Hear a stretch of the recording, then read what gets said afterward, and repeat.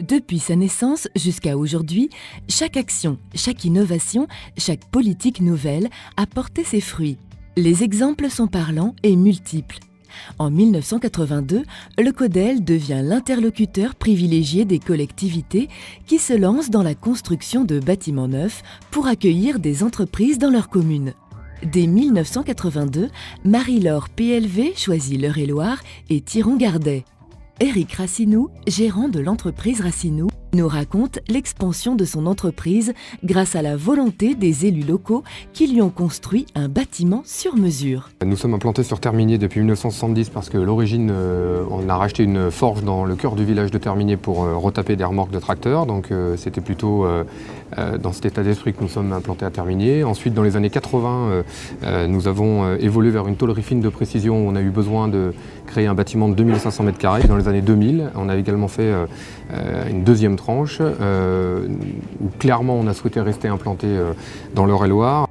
Pour vendre une destination business irrésistible, le comité de développement économique joue aussi beaucoup sur la carte de la localisation stratégique, notamment grâce aux axes autoroutiers. En 1986, par exemple, Intermarché implante sa base logistique à Garancières-en-Beauce, très accessible via les autoroutes A10 et A11. Dès l'origine, la prospection est l'une des principales priorités du CODEL pour se doter d'une capacité d'accueil à la hauteur des ambitions du département. Débutent alors des opérations de marketing direct en 1989. Mailing, bus mailing. L'objectif, se faire connaître comme la solution au développement économique des entreprises. Grâce à une prospection active, le département voit s'implanter quelques entreprises emblématiques.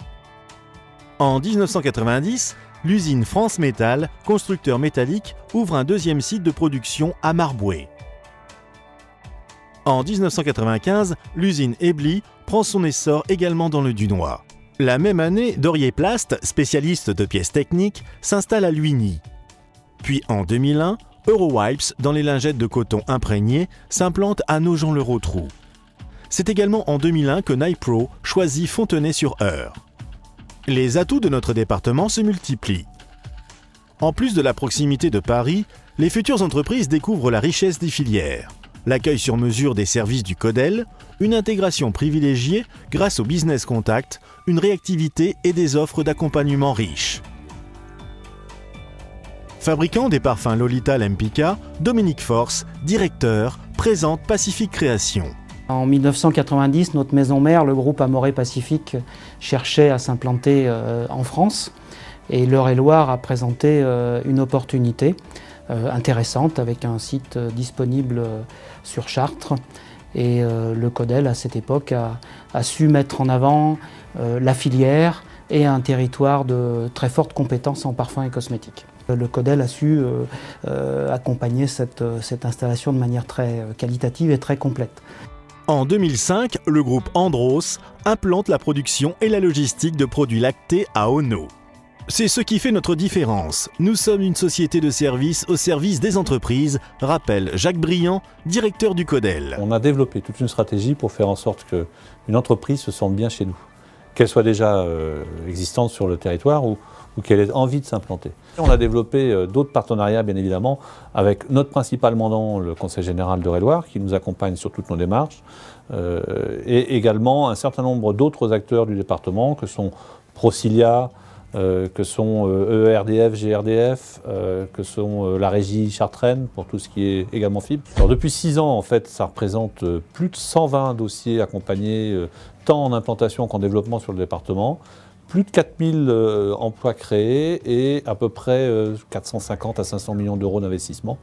Et c'est vrai que pour nous, c'est un challenge à chaque fois de pouvoir implanter ces entreprises. On est très heureux quand elles décident déjà de s'implanter et le travail recommence parce qu'il faut les accompagner jusqu'au moment où on leur donne à la fois les clés et on leur permet de continuer ou de développer leurs propres activités.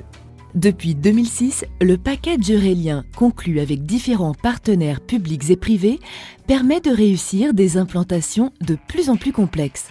120 dossiers ont vu le jour dans un temps record avec des demandes très spécifiques. Plusieurs projets deviennent alors réalité. Dès 2006, la société Twax nous demande une solution immobilière à la location pour implanter son unique usine de production. Le partenariat avec la Saedel a été gagnant et la société commence son activité en 2008. Sodexo souhaite implanter sa plus grande cuisine. C'est en collaboration avec l'agglomération de Dreux que leur est livré dans un temps record 2000 m² sur mesure. Bel exemple avec l'implantation des data centers du Crédit Agricole en 2010. 2 centres mondiaux de traitement des données informatiques. Une machine de guerre installée à Mainvilliers et à Fontaine-l'Aiguillon grâce au partenariat actif de Chartres Métropole et de la mairie de Fontaine-l'Aiguillon.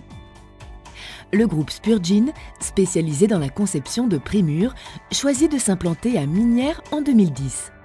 En 2011, le Codel réalise un coup de maître avec la venue de l'entreprise Daman à Dreux.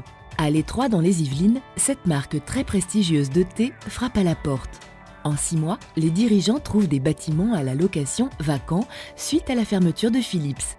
Toujours grâce à ses partenaires, une solution immobilière a été trouvée ainsi qu'un suivi du transfert de salariés avec Procilia. Procilia intervient en partenariat avec le Codel pour pouvoir intervenir et prendre en charge la problématique logement rencontrée par les salariés dans le cadre d'arrivée, d'implantation et de développement de nouvelles entreprises.